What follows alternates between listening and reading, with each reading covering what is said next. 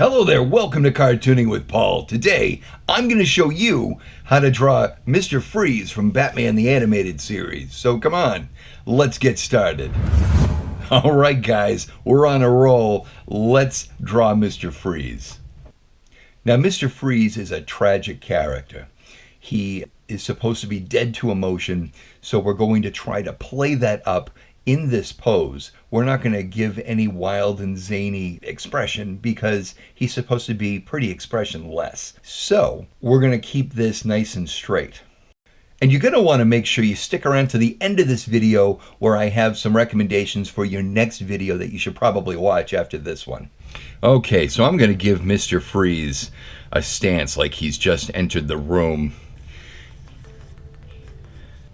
All right, we're going to give him basic head shape to start, and of course we will be modifying this as we get into the head design. For here, what we're going to do is I'm going to pose his shoulders a little upward like this, okay, and his line of action going to be like this right here. Okay, so let's see, if his shoulders are here, his hips will be kind of like this right here. We're going to give him some foreshortening. All right, so now what I do is I like to give him his chest here like so. And from there,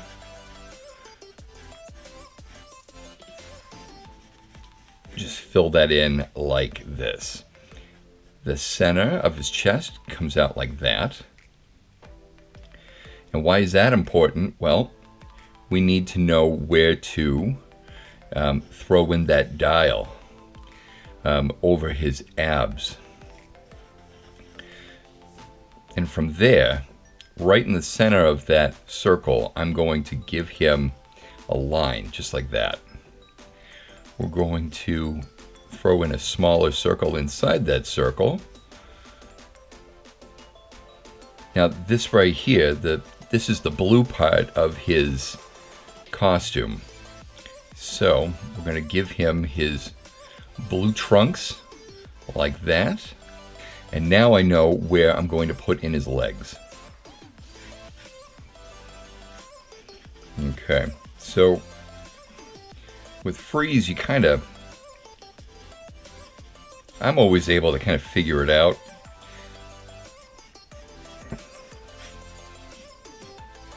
Just like so. It's going to come in because of the pose here. And let's see, his upper, and then his back leg. Because this leg is going to be coming back a little bit. This one's going to be straight down. I'm going to line up those knees as best you can here.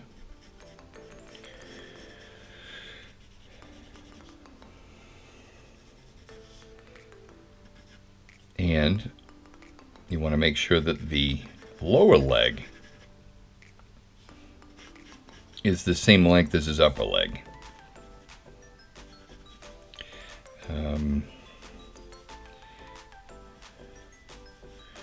Dive into the boots in a minute, but right now we're giving him a dynamic pose. So let's see, boot. Let's see, muscles, muscles, muscles. All right, so we've got the legs, we've got the torso, we need the arms. Now, Bruce Timm's arms, the inside of the arm is a straight or a curved line, but there's not a whole lot of definition to any muscle going on the inside arm. Which is just as well, because Mr. Freeze, there's not a whole lot of definition going on anyway.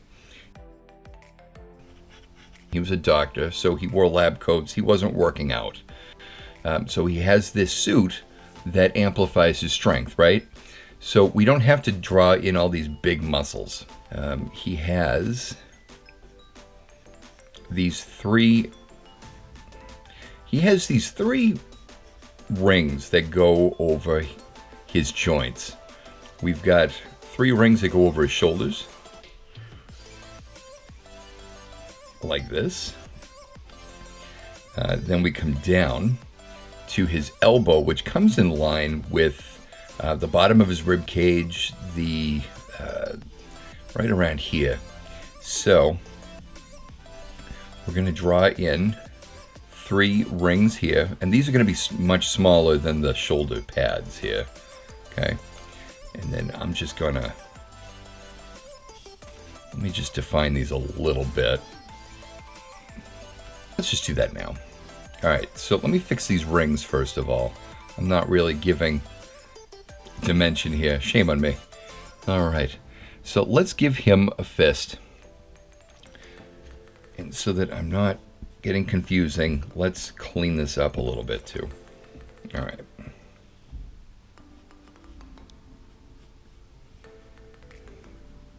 Okay, so you want to start off with a shape like this. I then come off of that and I will tuck that thumb in. Then I'll come in here, I'll give a little bit of meat to the hand first. And then with Bruce Timm design stuff, everything, they're flat, straight planes. So I'm going to just divide this into 4s. Make sure the pinky is in a little bit. And then I'll play with the index finger because that's always the one that comes out a little bit. So here, now that I got that in, let's darken that in. So let's get back to the other arm because I'm about to get chatty. So, so here we go. We've got his chest first, right? And his chest will billow out like that. All right. Let's throw in his arm. Now this arm is going to be holding up his freeze gun.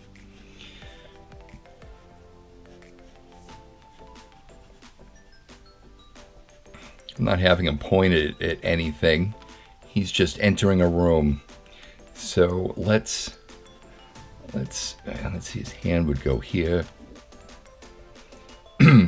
But oftentimes I won't really know exactly how I want to pose that hand until I've got an idea of where that freeze gun goes. So I'm just going to simplify the gun, because it's really just a bunch of boxes until you get to the cylinders. All right, let's see. So if you miss what I'm doing here, I've got a shape like this. And then I'm just making it 3-dimensional.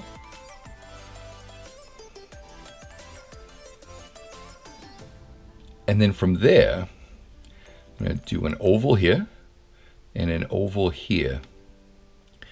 This top oval is going to be wider than the bottom one. And I'll draw an oval here.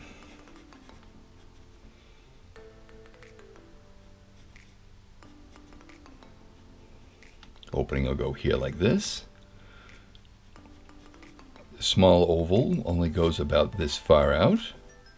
And then there is a connection here for stability, I suppose. He has a dial here. And now that I have that in, let's see, let's just pretend that the handle goes there so that I know where I'm going to put my fingers. All right, first and foremost, we have a thumb. And that thumb holds onto the handle like so. All right, we've got an index finger that's squeezing the trigger right up here.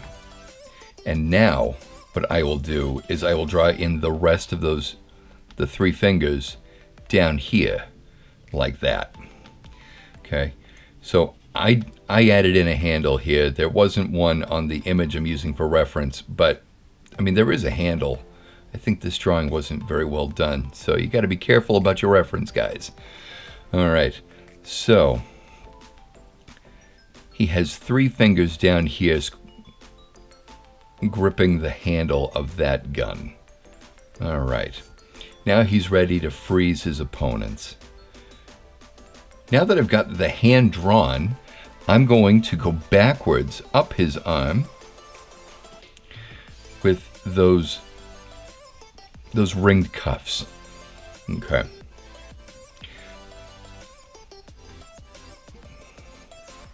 We don't have to worry about elbows because these rings cover all of that pertinent info. And now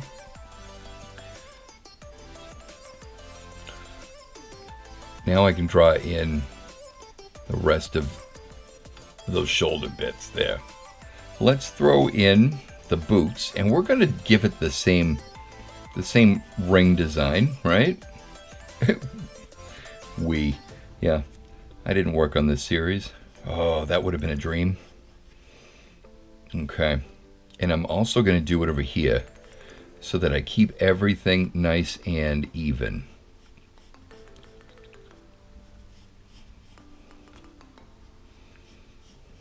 Okay, his boots are thick.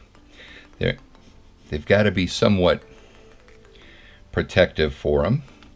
So they're nice and thick, and they kind of bow out down at the bottom. And then there really isn't much to the design from there. You can throw a couple wrinkles in there. I'm going to do the same on this side.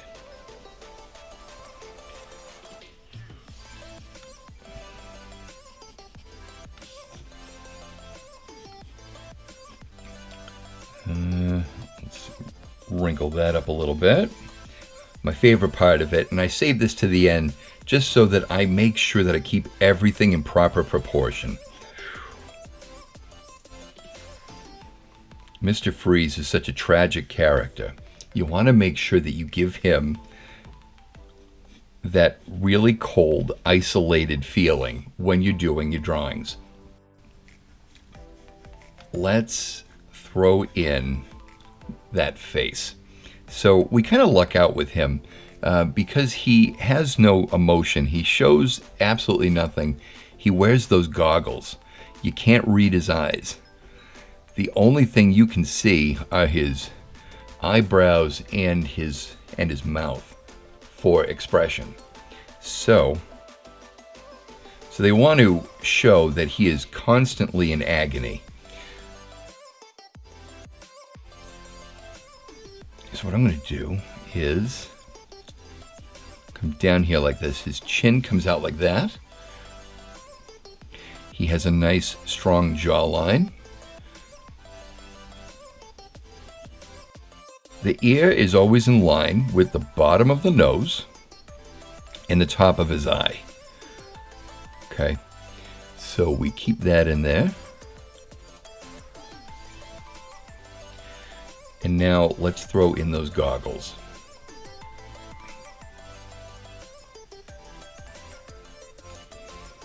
All right, not quite sure I like that.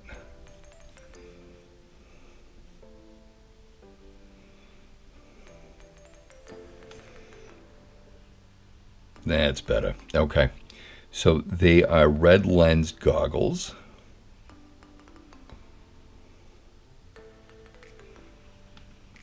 If it's too difficult to draw in a nice circle, stencils are a perfect solution for that. Okay. And then we just tuck in his goggles behind his ear, and let's give him very thick eyebrows.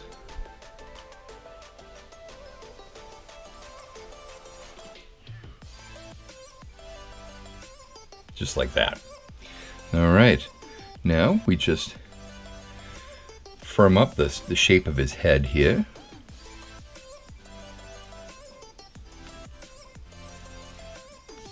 Give him his neck here. Now I'll throw in that globe.